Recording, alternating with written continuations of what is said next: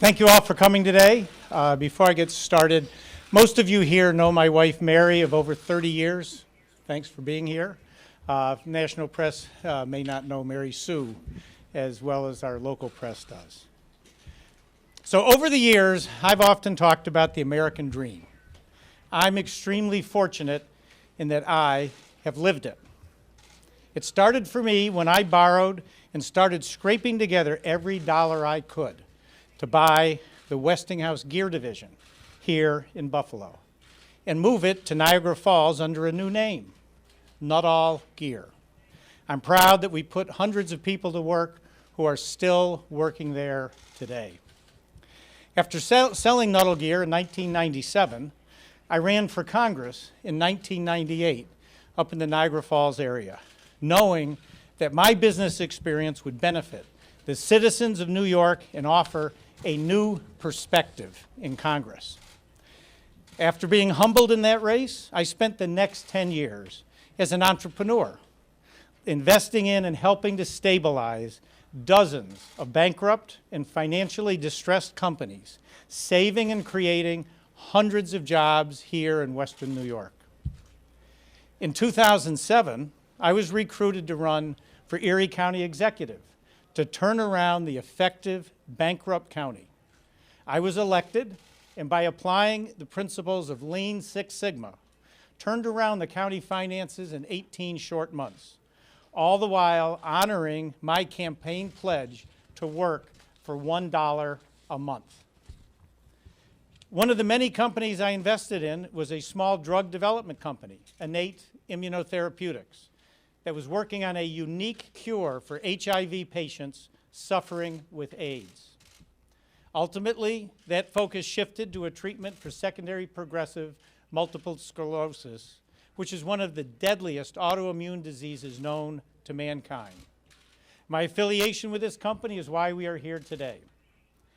I've been an avid and unwavering supporter of Innate Immunotherapeutics for more than 15 years, long before I came to Congress or was elected county executive here in Erie County. Over this time, my affiliation with Innate Immunotherapeutics has prompted attacks on me, my integrity, and my investments by my political opponents. I believed in the company and still do, and in the potential of a drug that had the real possibility of improving the treatment options for secondary progressive multiple sclerosis patients, which is about the most debilitating disease known to mankind, and something that I saw firsthand affect a close family member. Over the years, I invested heavily in Innate, became the company's largest shareholder, and an uncompensated member of its board of directors. Without my investments and steadfast financial support, the company would have gone under, bringing with it a premature end to a drug I truly thought would revolutionize treatment options for secondary progressive MS. Of all the things I wanted to accomplish in my life, finding a cure for secondary progressive MS was at the top of the list.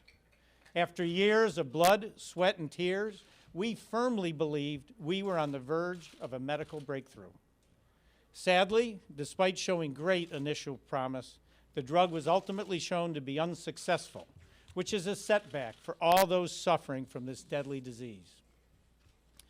Many have speculated about my relationship with Innate. Here are the simple facts. My connections with the company are well known. I believe I acted properly and within the law at all times with regard to my affiliation with Innate. Throughout my tenure in Congress, I have followed all rules and all ethical guidelines when it comes to my personal investments, including those with Innate. When it became clear that the drug I and others believed in fell short of our hopes and expectations, I held on to my shares rather than sell them. As a result, the significant investment I made in the company, worth millions of dollars, were wiped out. That's okay. That's the risk I took. My real concern lies with the millions of people suffering from secondary progressive MS who to this day struggle without life-saving treatments for their deadly disease. I've said it before and I'll say it again. I am proud of my affiliation with Innate. I may have lost most of the money that I invested in the company, but I took the chance to bring relief to those who deal with the dreadful disease of secondary progressive MS every day.